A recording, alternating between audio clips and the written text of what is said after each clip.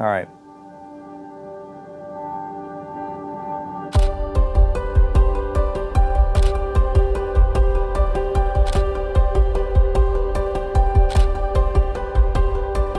So I got elected in a special election and left about 11 o'clock at night, 11:30 from the victory party, and I got sworn in the next day.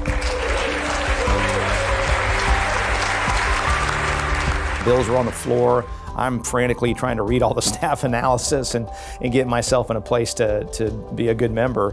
Paul Renner, great to be with you guys today, and I look forward to the debate on these important issues. All right, Thank you. I've never lost the awe for the chamber. I love the murals we have that tell the history of Florida.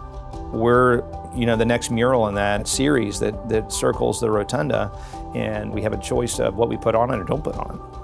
If we stand together as one team, acting on principle and with the courage of our convictions, there is absolutely no limit to what we can accomplish together.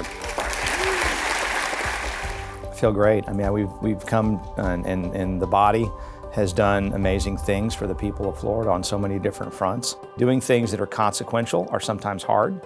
We've done that, and we'll see over the coming years the fruits of that and the product of that, but we haven't lost our courage or our willingness to do hard things to solve hard problems.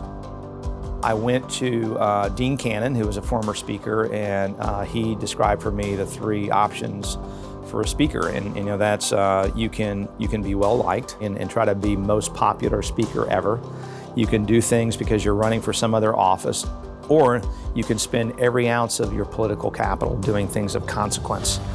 It was an opportunity that I gave some real thought about.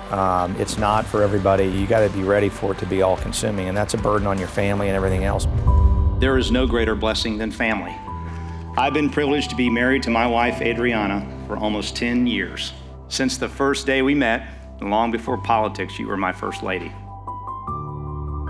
What has her support meant to you? I wouldn't be here.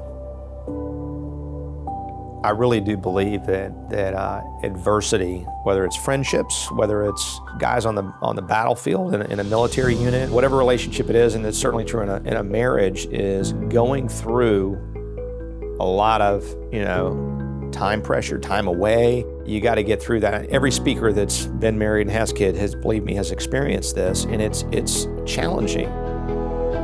You got your head wrapped up about what's going to happen on an amendment or something in committee, and you come home and it's like Daddy's home, and it's all good. You forget immediately. All your cares and troubles melt away, and every parent knows that. I'm looking forward to getting back where my schedule's freed up again, and spending time with her, spending time with our kids. My advice and message to members is, this is not the thing. The thing that you have outside is the thing. So don't forget that. Nobody will remember our names, our faces, years from now. What they will remember, though, they will remember somebody's legislation that they put in as a product of years and years of trial and error and disappointment and passion to get it to a point where hopefully it's good legislation and it makes people's lives better. That's important. This chamber is as diverse as the state of Florida. We represent educators like Patricia Williams and farmers like Rick Roth.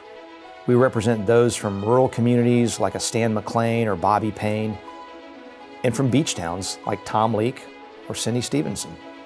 We represent entrepreneurs like a Mike Grant or a Bob Rommel, and doctors like Ralph Masulo. And don't forget animal lovers like Sam Killebrew. We have my friend Chuck Clemens, who went from the chicken house to the state house. And we have others who were raised here in Florida like Thad Altman and David Silvers, as well as those like Randy Fine, who handpicked Florida for the opportunity it provides.